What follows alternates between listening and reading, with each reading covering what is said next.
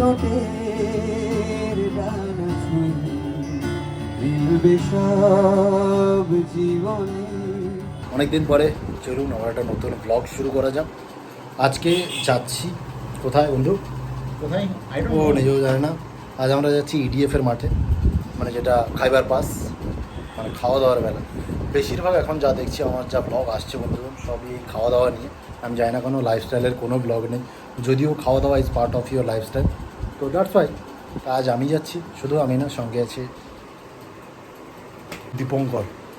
High, চেনো তো ছেলেটাকে, হ্যান্ডসাম হাং। সবসময় মানে সবসময় না, অনেকবার এসছে আমার ব্লগে, আমার বাড়ি গেছে। আমার কলেজের একটা ভালো বন্ধু এখানে থাকে এখন কলকাতা, ডেকে নিলাম বন্ধুকে। দুজন যাচ্ছি এখন খাওয়া দাওয়া করতে, বন্ধুগণ দেখা হচ্ছে। আর একজন মালটা শুধু মাটন খাওয়ার দাঁড়ায় আছে, তো দেখুন কী হয়। এবারের বাজার একদম রাস্তা খুব ফাঁকা, মোটামুটি রাস্তায় গাড়ি ঘোড়া খুব কম, তাই বেরিয়ে পড়েছি একটু ফাঁকা রাস্তা। তাও অনেক গাড়ি ঘোড়া দেখছি। আরে হাঁটবো না, এখান থেকে একটু যাদবপুর পর্যন্ত হেঁটে যাই, তারপরে ওখান থেকে রিক্সা নিয়ে মানে অটো নিয়ে চলে যাবো ইডিএ খাইবার পাস। ওখানে একজন আছে, আমি গত বছর মেলাতে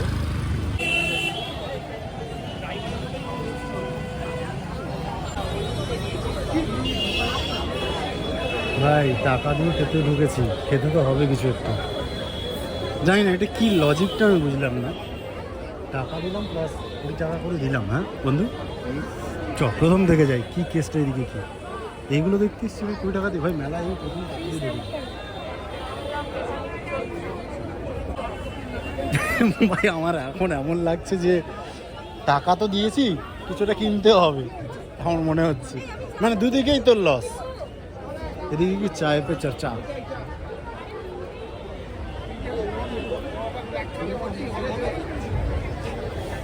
এদের এই এটা থেকে না মানে বিরিয়ানি নিতাম হ্যাংলা থেরিয়াম থেকে।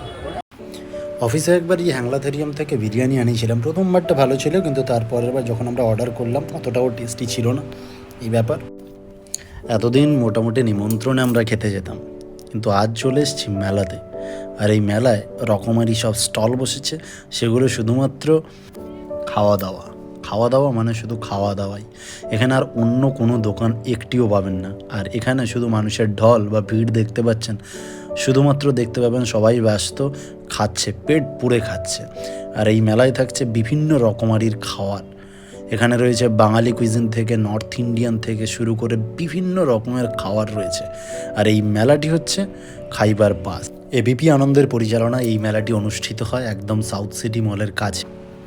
যাই হোক, চলুন আজ মেলাতে কি কি দোকান এসছে, কীরকম কি, অনেক কিছুই তো দেখলাম, পরেরটা একটু দেখতে হবে।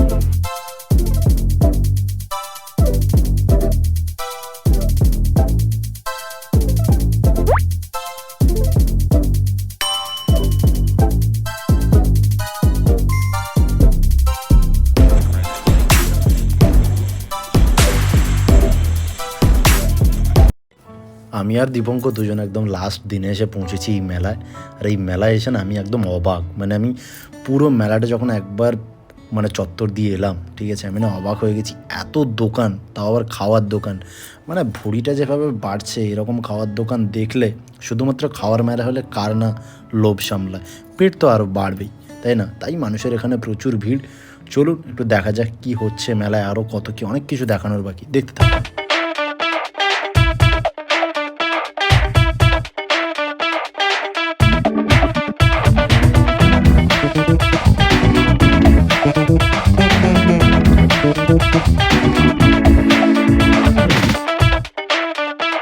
এটা কি ভাই?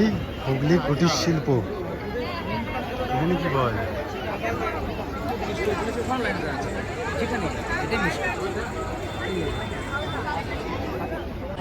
এই মেলার সব থেকে নোটিসেবল মোমেন্ট যেটা হলো, দাদা বৌদি এসছে এই মেলাতে দেখলাম। ও সরি, দাদা বৌদি বলতে দাদা বৌদি রেস্টুরেন্ট, ঠিক আছে, যেটা ব্যারাকপুরে আছে। তো এসে দেখলাম দাদা বৌদির স্টল থেকে একদম মেলার শেষ প্রান্ত পর্যন্ত লাইন পড়ে গেছে। জানি না সবাই খাওয়ার পাবে কিনা, পরের দিন হয়তো নিয়ে যাবে। এদিকে বাঙালি কুইজিন বা একটু নর্থ ইন্ডিয়ান কুইজিন বা একটু পকোড়া ফকোড়া সমস্ত কিছু একই রকম প্রায়, বাট বিভিন্ন লোকের ওই দিকে কি পেয়ারে কাবাব, ওটা কাবাবের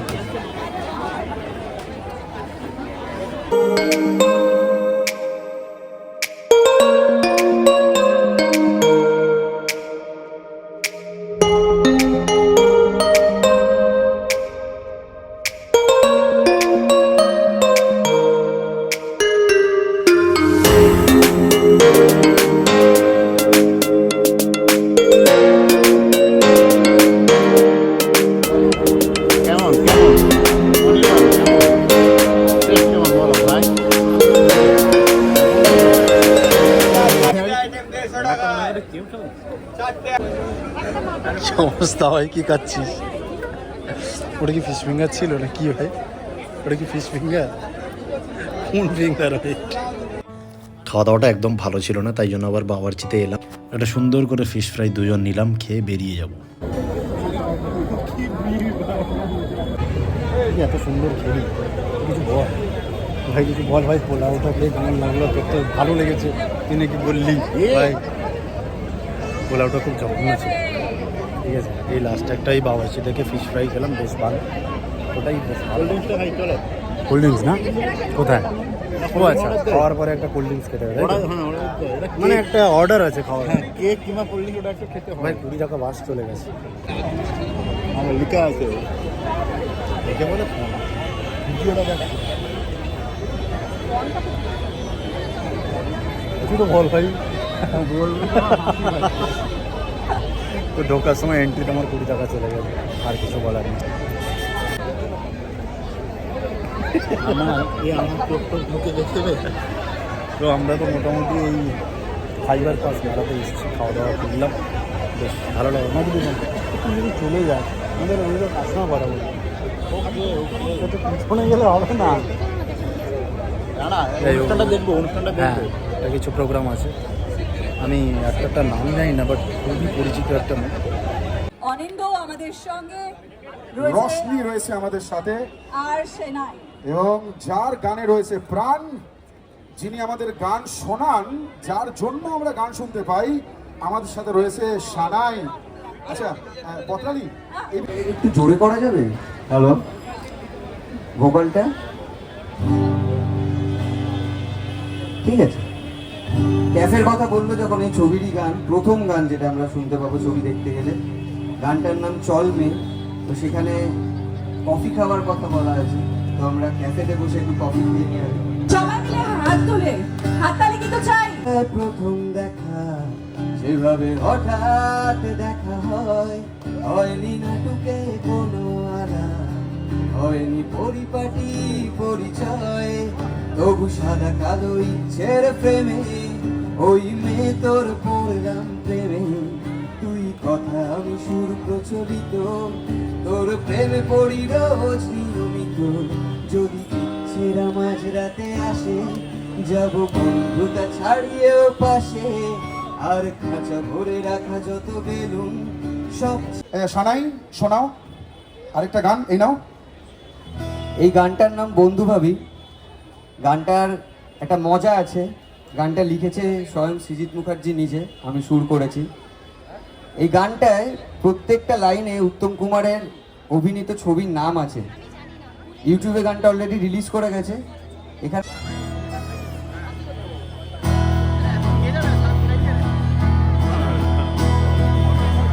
এখনো তো সেই তোমাকে বন্ধু ভাবি, ও হাসি আজও চিরদিনের চাবি।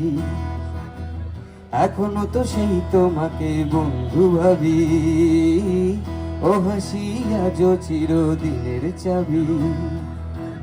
জীবনের দেয়া নেয়া চুকিয়ে দিয়ে ফিরে এলে চির সবুজ মন নিয়ে, চাওয়া পাওয়ার খুললে জোরে জোরে একটু হাস নেই মনে কি কিছুই, তোর ঠোঁটের ডানা ছুঁই মিলবে সব জীবনে। ক্যালকুলাস স্মৃতিরা গেছে পরবাস, কথারা হয়েছে নিঝুম, এ বুকে তবু 12 মাস ভালোবাসারই মরশুম, ভালোবাসারই মরশুম। রেকর্ডিং ভয়েসটা ঠিকঠাক আসছিল না, তাই জন্য ভয়েস ওভার দিতে চলে এসেছি বন্ধুগণ, কিছু মনে করবেন না। কথাটা হলো কি, দুজন একদম খাওয়া দাওয়া করে শান্ত হয়ে একদম বাড়ি ফিরবো এবার, কেননা গান বাজনা সব শুনে নিয়েছি। আর কথা নয়, দেখা হবে নতুন আবার একটা ব্লগে। ততক্ষণ সঙ্গে থাকুন বি উইথ অনির্বাণ চ্যানেলে। আবার দেখা হচ্ছে খুব সুন্দর একটা ব্লগে। Stay tuned and subscribe my channel.